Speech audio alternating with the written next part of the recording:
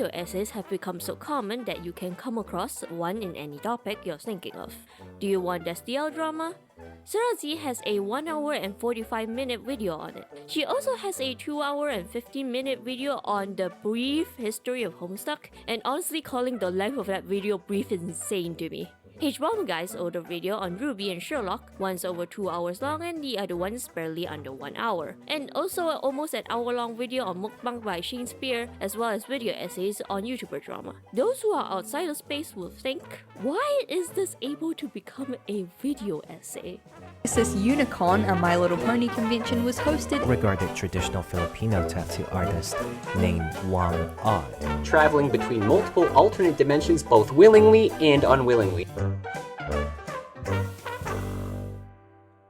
For those who do not interact with long-form video essays, it's very easy to think that these extremely long video essays might be straight yapping. And honestly, if it's just all yapping, then I would much rather it be a podcast, since I have a different expectation for a podcast compared to video essays.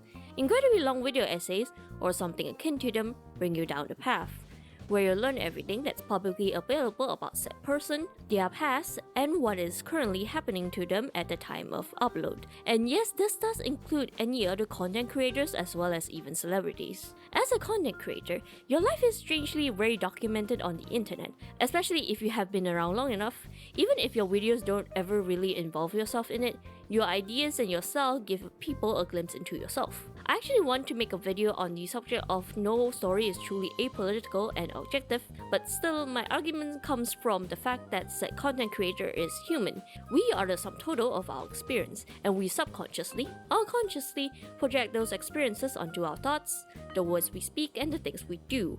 Anyways, going a bit off topic for a second there, the internet is a weird place where all eyes are on you the moment you blow up. Even if you're just a regular person posting on the internet, the moment you suddenly explode in popularity, after a short while, people will start having different opinions about you. And sometimes watching the way those opinions change and shift is interesting, especially if your video is about dissecting said person and the drama they have gotten into. Like ProleteR Girl. I thought it would be best if I just sat here and addressed it myself. Basically, if you don't know who she is, she's just a random girl who suddenly got popular due to one funny comment she had said during one of those street interview type videos, and she chose to capitalize on her fame. And so she had merch and a podcast, but of course when a regular person just blew up on the internet, people's opinions start to shift, especially since she was capitalizing hard on it. And her fame didn't last very long either, like most people who just blew up randomly. Not that it was helped by her promoting a crypto token of her own and doing rug pulls, as shown on CoffeeZilla's second channel, Whitezilla, where he had made 2 videos about her. Of course, she has now more or less fallen completely out of relevance. Sometimes, however, it's not that the audience has changed, it's that their content has changed. Or maybe their content had never changed and they weren't big enough to get attention until a specific moment. But this is of course about the rise and fall or the history of content creators. Though if it's anything else, then that depends on what they are looking at. Are they looking at pop culture? Are they looking at stuff relating to the internet? Or are they looking at something else altogether? You may think that long video essays are unnecessary. And well, that really depends on how you see it, but listening about something new and learning about it is really interesting to me, at least. But while I was watching Shane Spear's second video on video essays, she said this. Systematic silence placed upon our culture, where talking has literally become cheap. And I was very surprised since I consume these kinds of content, albeit not on TikTok because I don't have a TikTok account, but on Bilibili since they have vertical content. Not quite short form since some of the vertical content is long form, just vertical for phone viewing. Also, the peasant comment. Video essays are think pieces. That I very much agree on, especially considering the type of video essays that are popular on this platform. However, when we look at yappings, where some people would see it as invalid think piece, I personally don't think so. Actually, yapping about the current situation as soon as it happens is generally the most true to the content creator, especially if their video feels completely unscripted. What they say and choose to post is what they truly believe in. Very much like that situation with the woman whose husband packed her lunch and added dog food in there. Merriam-Webster defines think piece as a piece of writing meant to be thought-provoking and speculative that consists chiefly of background material and personal opinion and analysis. Remember what I said about people's projection? When said poster chose to post something like that online, it means that they have a specific goal in mind, whether that is due to attention or validation. Yapping is very much a think piece, but to me, it doesn't mean that it's a video essay unless it's longer than about 3 minutes. There is nothing wrong with yapping about whatever current events are happening, whether that will be political or not. Yapping in most scenarios is the closest glimpse we get into what the poster agrees with and not. Yappings are different from video essays from the nature of scripting, because what we think of yappings are unscripted and it's just someone suddenly feeling the need to speak up and post it. Video essays are scripted, maybe not completely of their own work, but it is at least scripted. But then we get into another territory when it comes to video essays or those akin to it. I'm very sorry to tell you that nothing is original. Even the idea of ruined attention span can be dated back to the early 20th century. Quote by American poet and critic Ezra Pound, "The art of popular success lies simply in never putting more than any one page that the most ordinary reader can lick it off in his normally rapid, half-attentive skim over. There's no true original ideas because it always originated from somewhere. You have to remember that about 300,000 years of human civilization means that a lot of ideas, thoughts and opinions are rehashed repeatedly, just in a different style or phrased differently to adapt to the current civilization. But many basics still remain true in a sense. And besides that, you have to consider a lot of things, like confirmation bias. A lot of news that we see, especially at the first thing that pops up in our feed, will give you a specific impression immediately. If it's not entirely journalistic or the issue hasn't been fully resolved, then your first impression will remain as your opinion towards said issue or person. So if you didn't keep up with the update, your impression of the issue will forever be locked onto what you saw first. That is also true if there is an influencer drama going on, and even more so considering that sometimes when you find videos about it, the influencer themselves might be withholding something or all of the info is not out yet. For a fun example, very recently there is a screenshot of this short news article and it reads, "Work stress may turn you gay." No, I am serious. And there are other articles written about it, and according to the New Straits Times, what he actually said was, work-related stress, social influences, and a lack of religious practice are among the factors contributing to the involvement of individuals in the LGBT lifestyle. And you wonder why a lack of religious practice is there? Because this is the Religious Affairs Minister. To very briefly explain, while Malaysia is indeed a secular country, Islam is still the primary belief and religion, and we even have Sharia law that only applies to those who are in Islam. Though if you're not in Islam and marry someone who is, you are forced to convert even if you don't want to. But anyways, the memes that came out of this were incredible. And my favorite one being a comic with it ending with LGBT, now meaning let's grow business together. Oh, your boss will love you if you think that way. Even if all stances on an issue can be split into different categories, they still share more or less the same thoughts. It's not impossible to be original because many things just overlap with each other, and by the end of the day, you will still get to the same conclusion as many others did. And with the advent of social media, any major news that breaks out will immediately spread all over the internet within an hour, or at most 30 minutes. And at first, it will feel okay. I mean, it's major news after all, so you don't mind keeping updates on it. But after like the fourth time you were seeing a post about it or watching a video on it, you will get incredibly annoyed. It's the kind of fatigue that comes from hearing something being repeated over and over again. So basically just imagine your parents telling you to do your chores over and over again, and that's the same kind of fatigue you will feel. Another thing to point out is that there is something known as information cocoon. Information cocoon refers to such environments that individuals are exposed to similar ideas and are distant from contradictory viewpoints. Basically, everything that you see will not stray very far away from your own opinions and beliefs, since the platform knows that showing you any other alternatives might turn you away. The most important thing for any online platform will always be an active user base, as well as how long the users will stay on it. So it will do anything it can to make sure you stay. And when it comes to video essays, considering their general length, if you have at least shown interest in one, YouTube will push a lot more at you. But sometimes you sit there and think, what do you mean there's a total of 37 minutes of content for about lore from the Papas franchise? The answer to that question is a resounding yes. Yes! Yeah! Look at my channel. Do you see the strange variety of shit that I do despite this video flopping horribly? I will have to admit that this video isn't the best research, but honestly I would love to revisit it again some other day under another kind of topic. Anything that has existed for long enough can be made into a video essay. This includes YouTubers, games, animes, ARGs. The list is basically endless since there is always something new to talk about.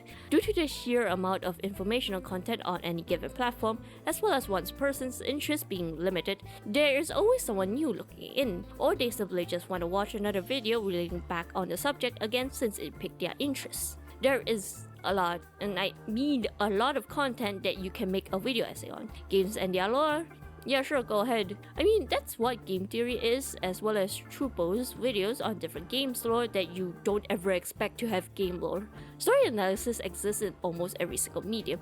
Hell, technically script writing even for a YouTube video is a story in itself, no matter how long or short it is. And any story can be taken to do an analysis. Deep dive or even just a look at its history. Of course, that is always the case of reading too much into it, but that's a given.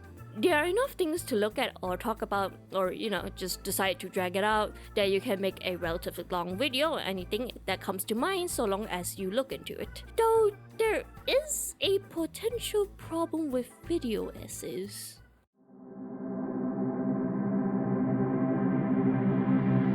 This is not just about James Somerton. This is about everyone that does video essays in general.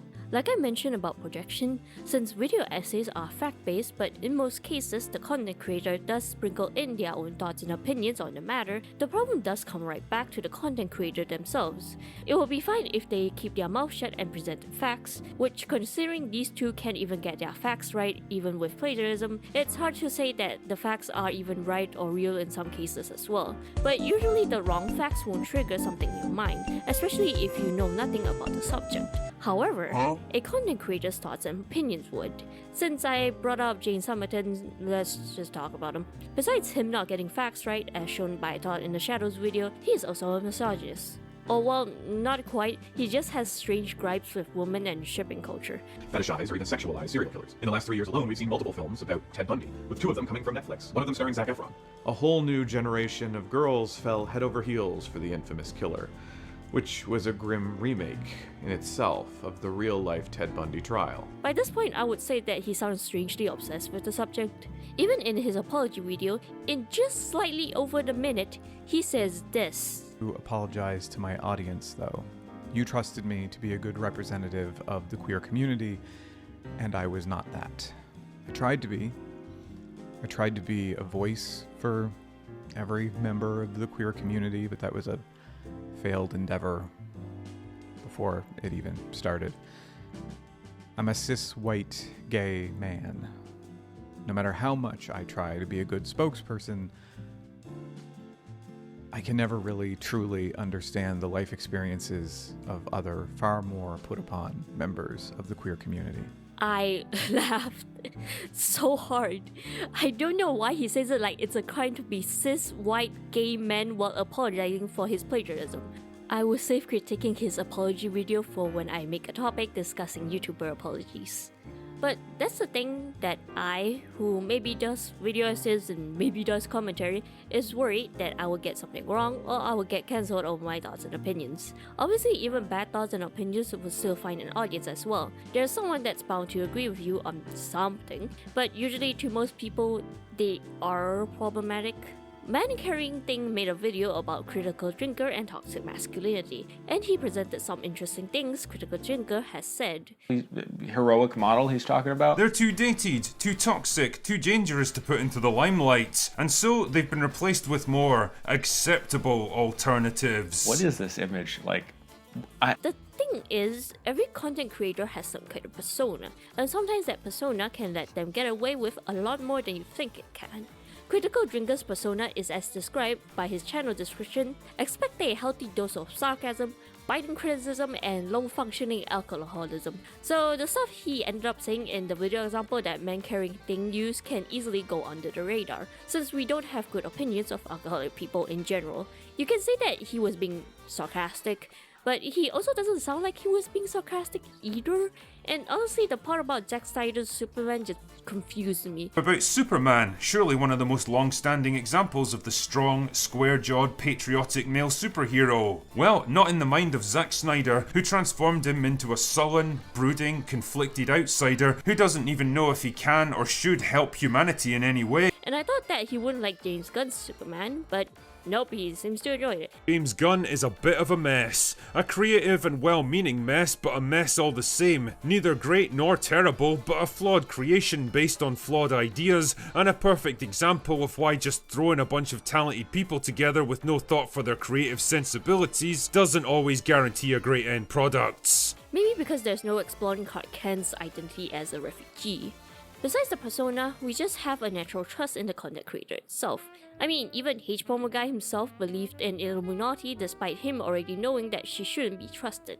Unless there's something that feels incredibly wrong, like someone saying something that is directly opposed to your beliefs, otherwise you won't even realize something is off until you think more about it. It happens extremely often since usually your mind isn't so sensitive that you will catch something wrong immediately. That's the reason why some people get extremely surprised when a seemingly respected YouTuber gets exposed for doing bad things, because the rest of us who don't consume their content regularly could see the troubles from outside. But those that view their content regularly wouldn't see a problem with it. Also, you have to remember that when a content creator gets exposed, the rest of us have the power of hindsight, but the viewers do not. And that's the biggest issue with video essays. We do not know if the video essayist has integrity to fact-check their research, to not straight up plagiarize their work from others, or to not fit in whatever definitely not great thoughts into their videos. If you have heavy biases in something and decide to make a video about it, your thoughts and beliefs will most definitely spill through. Again, see James Somerton for that. I'm not saying that they can't change their ways, anyone could, but the thing is, it's way harder to change a thought and opinion. Some people find it easier to accept something new, but that doesn't mean that everyone could. Man Carrying Things video was posted on July 23, 2025, and in the 6 months since then, Critical Drinker has kept up posting. I do not know if his thoughts on masculinity remain the same. He didn't say comments on James Gunn's Superman the way he did with Zack Snyder's Superman, and he hasn't expressed those thoughts recently. Well, actually, while editing the script, YouTube decided to recommend this video, which seemed perfect for this. I mean, he sounds okay in this video, aside from a few smaller things here and there. Not completely, because he seemingly blames dating problems on women like... Reminds me of all those articles cropping up on feminist websites these days decrying the lack of male attention after those very same sites spent years complaining about men being too forward, too assertive, too interested, too creepy, and gosh darn it, why can't they just leave us all alone? Gee, I wonder why they're not interested in dating anymore. It's a total mystery to me too, ladies. He stands those stands when he makes an example relating back to this particular video, and also the stance on masculine man. Their problem was the active sabotage, marginalization, destruction, and outright pussification of the male characters to make way for them. I've been over this kind of thing a million times before, so I'm not going to bore you with all the examples like Han, Luke, Indiana Jones, Thor, Kylo Ren, Obi-Wan Kenobi, Nick Fury, and about 100 others I could name. He makes some good points, but it seems like his stance on masculinity still holds true. Oh, and I can feel the writer on this Variety article he referenced in this video hates Gen Z just by this paragraph alone.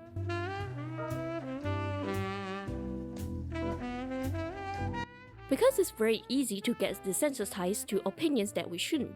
And I know I am beating a dead horse, but he's still good for this example. When James Somerton repeatedly adds in woman in the context of shipping, or in the context of them lusting and falling in love over a killer, he's subtly painting this picture that women like gay friends simply because they are quirky, and women are shallow. We receive a lot of information passively through long video essays, and sometimes we simply aren't sensitive enough to pick up on problematic views, like I mentioned before. But the more you choose to accept these views, the more these views will start to become your own views as well, and that could be a problem. There's this video from Bilibili about the use of specific words in videos, like in makeup videos where when calling out to the viewer, the default is to use sisters. And this is very much true in the western side of the makeup community as well. Hi sisters! You may say that this is too sensitive, that calling viewers sister is just a term. However, I would like to remind you that the word is gendered. It feeds into our preconception that makeup is only for women, and that doing makeup is feminine and that men shouldn't do it. Even if we do start to move away from that now, we still will associate men who watch makeup content to be either gay or girly, but not masculine. And that's a problem. When you start passively accepting more and more of these opinions and thoughts as true, it will eventually become your own, and you will have the immediate thought when seeing a situation like men doing makeup. I mean, even I am not immune to it.